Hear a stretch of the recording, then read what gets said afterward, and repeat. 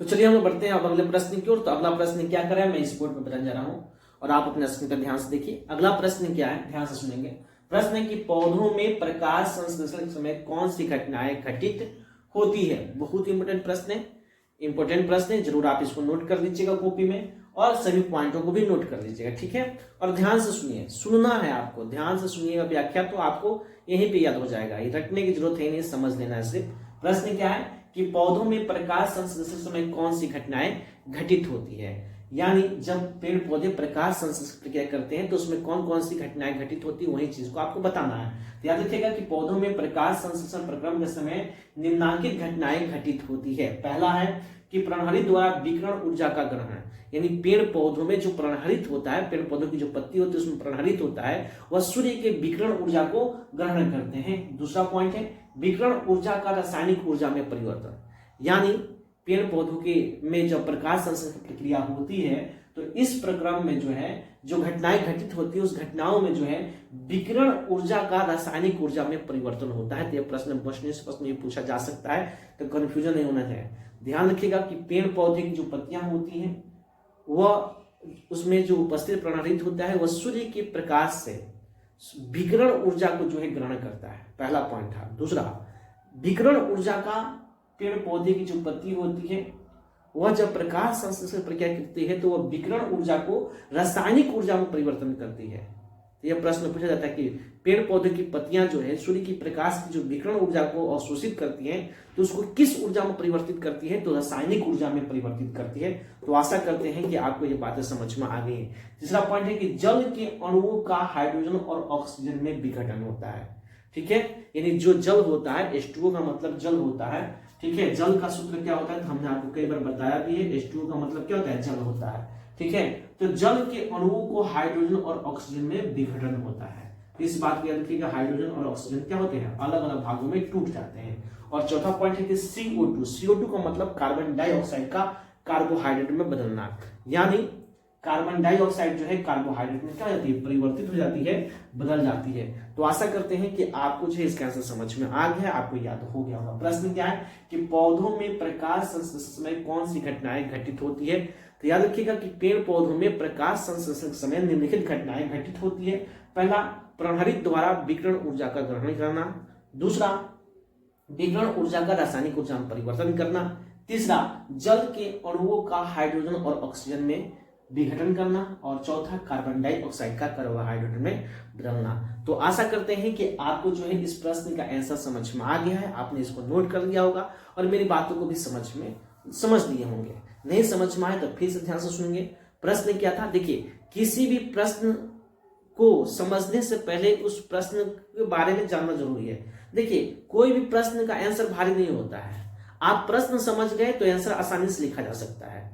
बहुत ऐसे बच्चे होते हैं जब कोई प्रश्न आंसर को याद करते हैं, ऐसे तो याद नहीं करना है, लेकिन अगर आप याद करते हैं तो पहले प्रश्न को समझिए। किसी भी प्रश्न का आंसर लिखने से पहले प्रश्न को समझना जरूरी होता है। अगर आप प्रश्न समझ गए, आपको प्रश्न याद है, तो आपको आंसर अपने आप लिखा जाएगा, याद हो जाएगा। समझ में आया ना? तो याद तो करना नहीं है, बस समझ लेना है कि प्रकाश संश्लेषण के समय कौन सी घटनाएं घटित होती है, प्रश्न हो गया। अब इसको रट्टा मारने की जरूरत ही नहीं है भाई, समझ में आ गया कि जब प्रकाश संश्लेषण क्रिया होती है तो कौन कौन सी घटनाएं घटित होती है, वह चीज समझना है। तो याद रखिएगा कि इसका आंसर कैसे लिखते हैं, तो सीधे सीधे अपनी भाषा बना लीजिए कि प्रकाश संश्लेषण समय निम्नलिखित घटनाएं घटित होती है। पहला क्या है, तो प्रणहरित द्वारा विकिरण ऊर्जा का ग्रहण करना। पेड़ पौधों की जो पत्ती होती है उसमें जो प्रणहरित होता है वह विकिरण ऊर्जा को क्या करता है, ग्रहण करता है। समझ में आए? सूर्य की प्रकाश किरण जब इस धरती पर आती है तो सूर्य के प्रकाश में जो विकिरण ऊर्जा होती है वो पत्ती उसको क्या करती है, ग्रहण करती है। तो पहला पॉइंट हो गया कि प्रणहरित द्वारा विकिरण ऊर्जा का ग्रहण करना। दूसरा, विकिरण ऊर्जा का रासायनिक ऊर्जा में बदलना, यानी पेड़ पौधे जब प्रकाश संश्लेषण प्रक्रिया करते हैं तो जो विकिरण ऊर्जा, सूर्य की जो विकिरण ऊर्जा को ग्रहण करते हैं उसको रासायनिक ऊर्जा में परिवर्तित कर देते हैं। समझ में आ गया? यानी विकिरण ऊर्जा का रासायनिक ऊर्जा में परिवर्तन करना। तीसरा, जल के अणुओं का, यानी जल का सूत्र H2O होता है, तो जल के अणुओं का हाइड्रोजन और ऑक्सीजन में विघटन करना। और चौथा पॉइंट है कि कार्बन डाइऑक्साइड का कार्बोहाइड्रेट में बदलना।